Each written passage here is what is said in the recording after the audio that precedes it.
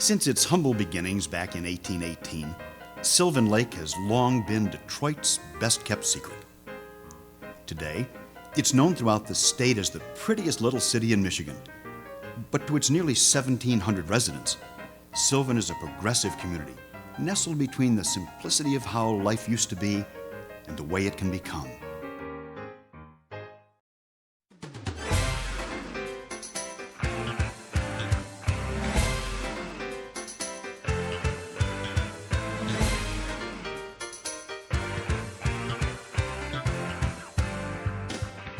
The presentation that you are going to see here today is a culmination of work that's been done over 4 years by various volunteer groups. And I'd like to thank all the people that have been involved with us over the past 4 years and all the hard work that they've put in so that we can move forward in this city with ideas such as a new community center, improving City Hall, and better maintenance of our parks and recreational facilities. So sit back, relax, and enjoy the presentation. The mayor and the council asked me to review the city's financial health. I took a complete look at the entire operation of the City of Sylvan Lake. I didn't go into great depth like I normally would do with a distressed community, but I looked at every facet of the city. I gave them recommendations in the areas where I felt there could be some advantages or improvement to the health of the city going forward.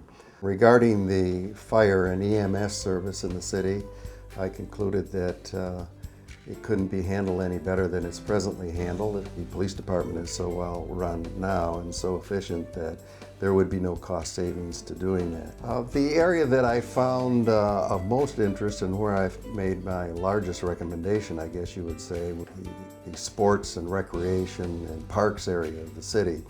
I found it rather a strange arrangement that when someone would go to a city park, they'd have to pay a fee to use their own city park.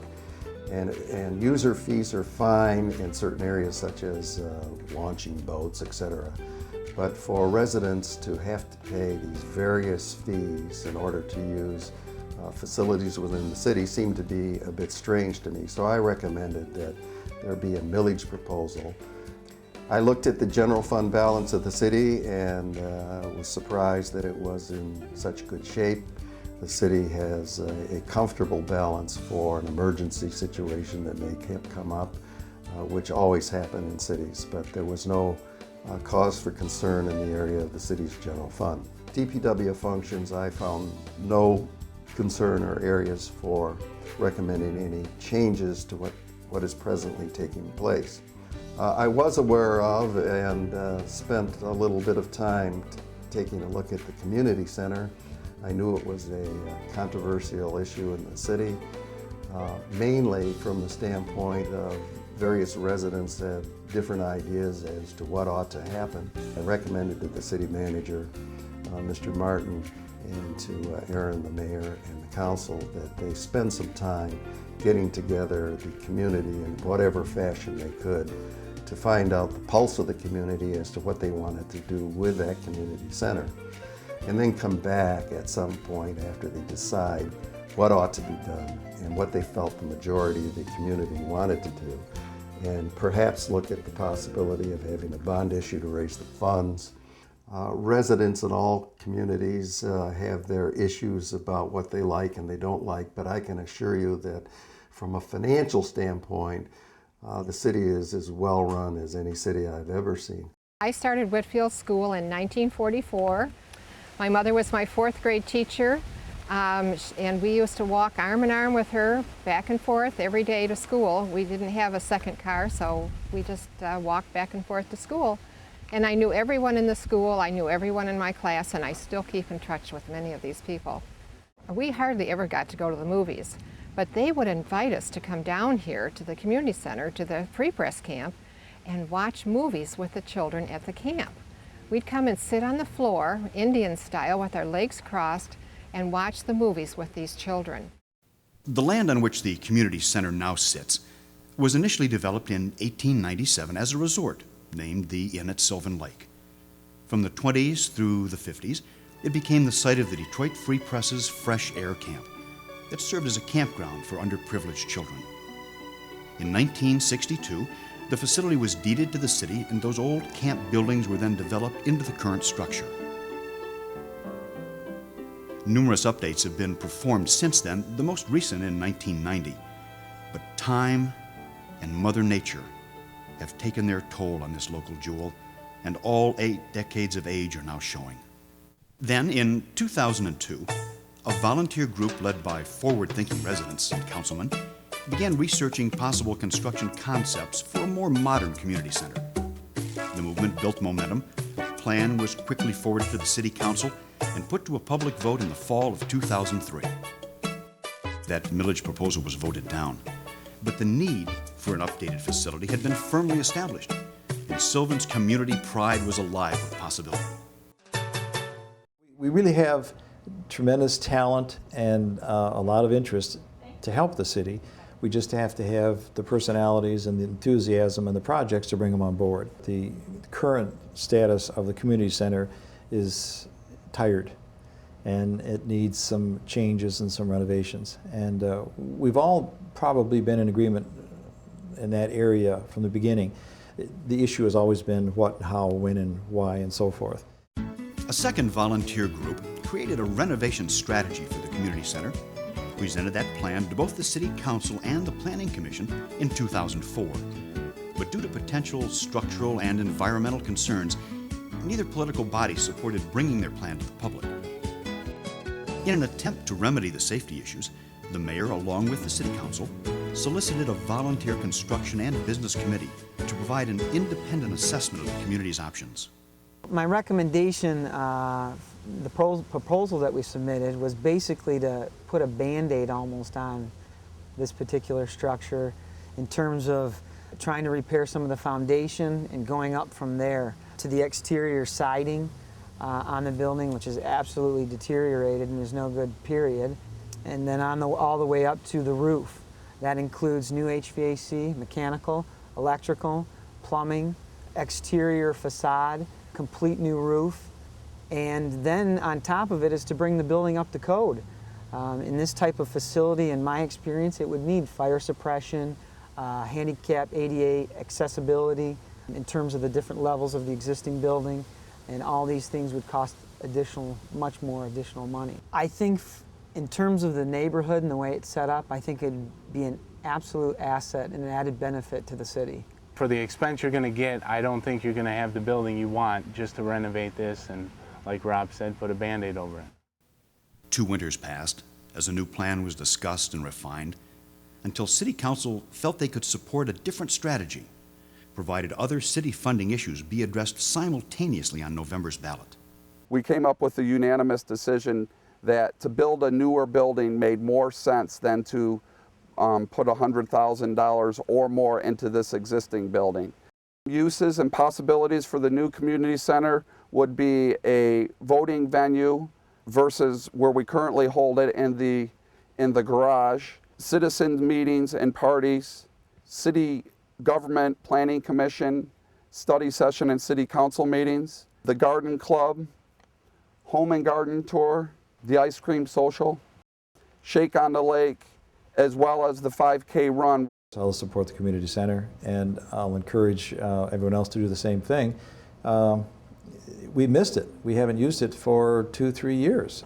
I would vote to have a new community center built, as I believe this would be for the long-term use of the residents rather than trying to remodel the existing one and be at the same point, possibly 10, 15, or 20 years down, having to go back over and do it all again. There's change in anything you get involved in. Sometimes it's good, sometimes it's not, and nobody likes change, including me.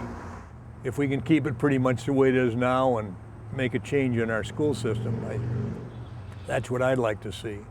Something's got to be done there apparently, but I don't think that we should spend a whole lot when you've got less than 2,000 residents in the city. When City Hall was originally constructed, the village of Sylvan Lake was just beginning to evolve as a self-governing entity. And while the basic integrity of the structure has been maintained well, the safety concerns of those working inside are being neglected on a daily basis. Maybe years ago there was somewhat less crime in the city, but as we progress and people progress, we notice that there's more of an influx of crime, which means that from time to time we need to bring people into the station to process them. From a safety factor, there's city workers inside the building or citizens that might be conducting regular business. There's no way to egress the building other than through the main path, and a lot of times that puts us right in the middle of business from a day-to-day status. My parents are still here, so I still have just a tremendous feeling for the city, and want to make sure that what we're doing is what's right. The biggest thing for upstairs is to increase office area, give us some conference space so that if we do want to have a meeting, it's not out in the main area. The other very important thing is to rearrange the floor plan so that the offices are somewhat protected, so that people can't just walk into any one of our offices. They can walk in from outside and come into my office, the chief's office, the clerk's office, with really no notice. The benefits of a side entrance versus the main entrance is we can keep all the police traffic. That's not only officer but also suspects that we need to talk to, we need to interview away from the mainstay of City Hall. That lets us be able to, from a safety aspect, to be able to interview, talk to, and process them thoroughly without involving any residents or involving any employees of the city. And the architecture is very important. It actually was the same architect that did the Whitfield School, so we want to preserve as much of that as we can. And that is something that the architect that we've chosen to design it is very well aware of, and anything that we change on the building will fit that architecture. The inside of the building is going to be a little more modern. The City Hall issue is, to me, very important to, like we were saying, maintain the architecture of the building. So what we want to do is keep the small town atmosphere and yet be able to function properly and provide the services that we have to for the residents and what they expect. Well, I think facilitating a safer building benefits all. My officers, everybody within City Hall, and the residents as well. There's no downside to making a safer police department. We spend the majority of our time at the beach and the play structure. It's funny because I grew up about 3 miles from here, and I always used to ride my bike through here. And my sister and I always used to talk about how we would move here when we got older. I mean, you know, the grass has to be cut and trees have to be trimmed, and the beach has to be maintained, and and we have to have park rangers, and all those things have to be done, and the money has to come from somewhere. It's a great place to live. We really enjoy it. I mean, a lot of it is because of the neighbors and the friends that we've made since we've been here, and we're planning on being here for a long time to come. After listening to what everybody in the community said they wanted in the community center, what they cared about most in the city, about the parks, about keeping them clean, about preserving our trees, which really makes Sylvan Lake. We're bringing all these issues together and lumping it all together so that we're going to address everything that the community has told us that they wanted. So far, we have been fortunate enough to have groups that have come forward and taken it over for us. They've found the money, they've raised the money, they've found people to give us the money, and so we've been able to have things for the city that we probably wouldn't otherwise.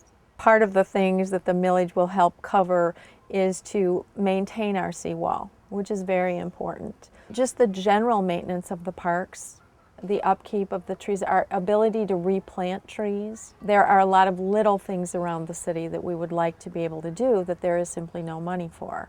Down at the site of the community center property, we have a basketball court and we have tennis courts, and they're not used because we didn't have the money again to maintain them.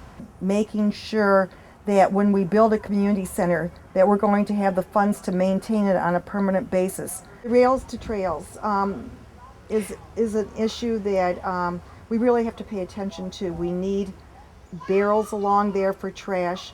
We need to have the monies to cut back the brush so people can walk through there.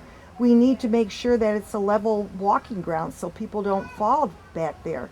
So, and it needs ongoing maintenance year after year. Well, there's a lot of different avenues where they've had money come from, boat dock owners or, beach tags, people paying little by little, but the upkeep has dropped. They can't afford to keep that up with the monies that the city takes in right now with tax dollars. So it's just not enough. In most neighborhoods, you may know a few neighbors to each side of you, but here it seems everybody knows everybody. This is different from most communities because, yes, the lake and the parks bring everybody out and together, but ultimately it's the people that make it a really neat place to be. I love Sylvan Lake. I love living in Sylvan Lake. I want people to feel the same way I do about this community for many, many years to come. We want to leave for our kids what we enjoyed all these years ourselves. And I really hope that down the road, if the millage passes and everybody, does their homework and votes accordingly, then we won't have to beg for anything. Sylvan will flourish on its own with its own tax dollars and everybody participates. Sylvan Lake's taxes are probably one of the lowest in Oakland County as far as millage rates go. For us to be able to put all of these projects together with our millage rates that we have for general operating, it's not enough. So it is the fiscally responsible thing to do to ask for approval to have this put on individuals' taxes as a millage for all three of these proposals. The millage for the Parks and Recreation is going to be an ongoing millage. There's no set number of years. It's proposed for the Community Center and City Hall that they're both 20-year bonds, which would mean they'd be retiring in 2027. The millage rates that we're proposing will be repaid by individual property owners based on their taxable value of their property. The taxable value is not necessarily the sale value or the state equalized value. Taxable value is something that's set, and it can only be increased a percentage rate that's set by the state. So it's generally much lower than the actual state equalized value and definitely lower than the true value of your home. 0.385 mils for funding for maintenance for the Parks and Recreation will bring in about $38,500 a year. We're estimating that it's going to cover about $5,000 worth of maintenance for the seawall annually, about $4,000 for maintenance of the community center, and $3,000 for utilities for the community center. It's going to cover about $16,500 of cost to remove the fees for residents to purchase park tags, beach tags, the park registration fee, and $10,000 for ongoing services. The cost for the community center is estimated to be $500,000, and that $500,000 will include all the legal fees and costs for the bond work. So the actual cost for the community center is going to be roughly $480,000. The bond issue for City Hall is $200,000. That also will include the cost legal fees for the bond, leaving about $180,000 for construction. We're going to look at three specific taxable values. We're going to look at $75,000 taxable value, $125,000 taxable value, and $375,000 taxable value. For the annual operating of 0.385 mils that we're looking for Parks and Recreation, for a $75,000 taxable value property, they will be paying $2.41 per month.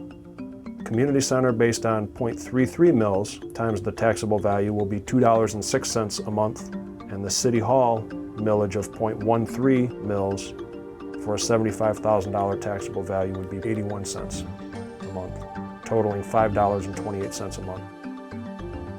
So to sum it up, for all three proposals, the annual operating, the community center, and City Hall, for a $75,000 taxable value home, it would be $63.36 per year.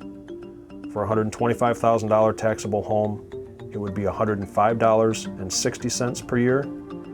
And for a $375,000 taxable value home, it would be $316.80 per year.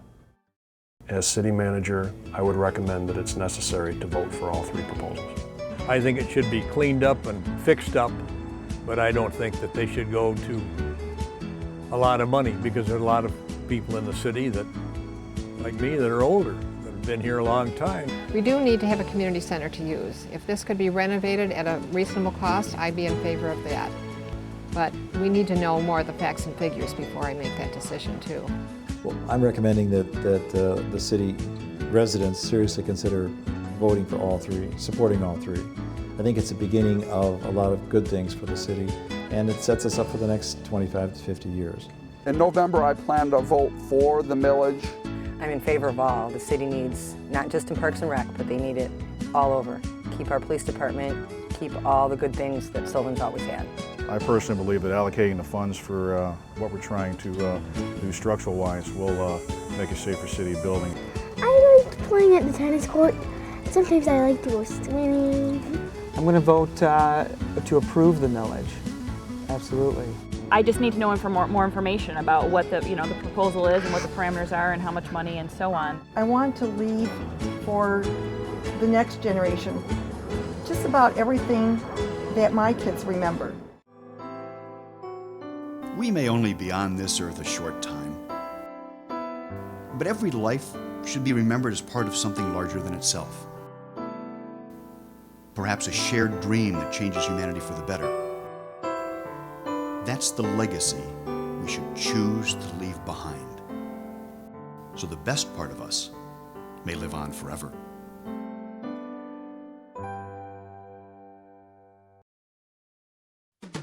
Thank you for taking time to educate yourself about the important issues that you will be asked to vote on in this upcoming November election.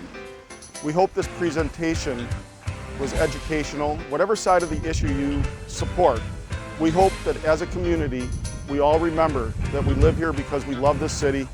What we're looking to do is to reach forward into the future while we keep in touch with our past, and together, hopefully create a legacy that we all can be proud of, a legacy that we're going to create for the prettiest little city in Michigan.